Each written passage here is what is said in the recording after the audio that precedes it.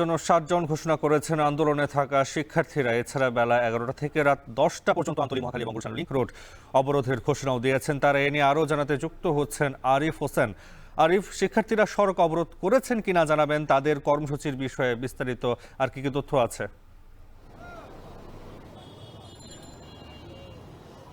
নাফি, আমরা এই মুহূর্তে তিতুমির কলেজের সামনে দাঁড়িয়ে আছি। তবে এখন পর্যন্ত যে সড়ক অবরোধ করে Barasat to north city corporation শাটডাউনের যে কর্মসূচি ছিল সেই কর্মসূচি কিন্তু তিতুমির কলেজের শিক্ষার্থীরা শুরু করেনি। তবে একটি বিষয় আপনাদেরকে জানিয়ে রাখি, গত 5 দিন ধরে যে শিক্ষার্থীরা অনশনে ছিলেন তাদের মধ্যে 3 জন শিক্ষার্থী কিন্তু ইতিমধ্যেই অসুস্থ হয়ে পড়েছেন। তাদের মধ্যে 2 জনকে সোহরাওয়ার্দী হাসপাতাল এবং একজনকে ঢাকা মেডিকেল কলেজ হাসপাতালে নিয়ে যাওয়া হয়েছে বলে আমরা জানতে পেরেছি। এছাড়া এখন পর্যন্ত 8 জন শিক্ষার্থী এখানে রয়েছেন তিতুমির কলেজের সামনে।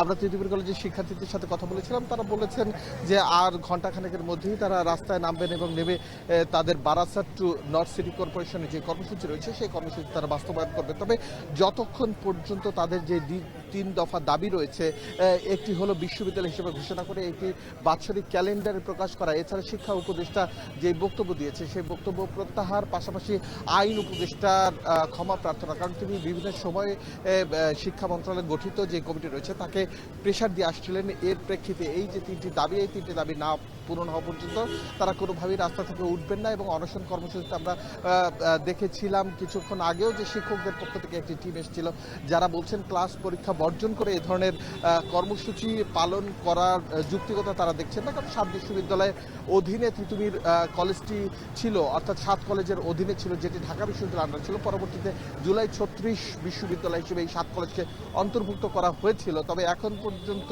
তিতুমির বিশ্ববিদ্যালয়ে যারা শিক্ষার্থী রয়েছেন তারা সবারই একটি দাবি, যতক্ষণ পর্যন্ত বিশ্ববিদ্যালয় হিসেবে এটিকে ঘোষণা করা না হবে ততক্ষণ পর্যন্ত তারা উঠছেন না। আমরা এখানে যারা রয়েছেন তাদের অবস্থাও আশঙ্কাজনক, এমনটা জানিয়েছেন ডাক্তারকে। কিছুক্ষণ আগেও ডাক্তার একটি টিম এসেছিল, তারা তাদেরকে দেখেছেন, দেখে শরীরের অবস্থা কেমন সেই বিষয়টি তারা এখানে এসে বলেছেন এবং 3 জন শিক্ষার্থীকে হাসপাতালে ভর্তি হওয়ার জন্য বলেছেন। তবে এখানে যে 8 জন শিক্ষার্থী রয়েছে তাদের শারীরিক অবস্থা আস্তে আস্তে অবনতির দিকে, এমনটা আমাদেরকে জানিয়েছেন এখানে যারা শিক্ষার্থী রয়েছেন।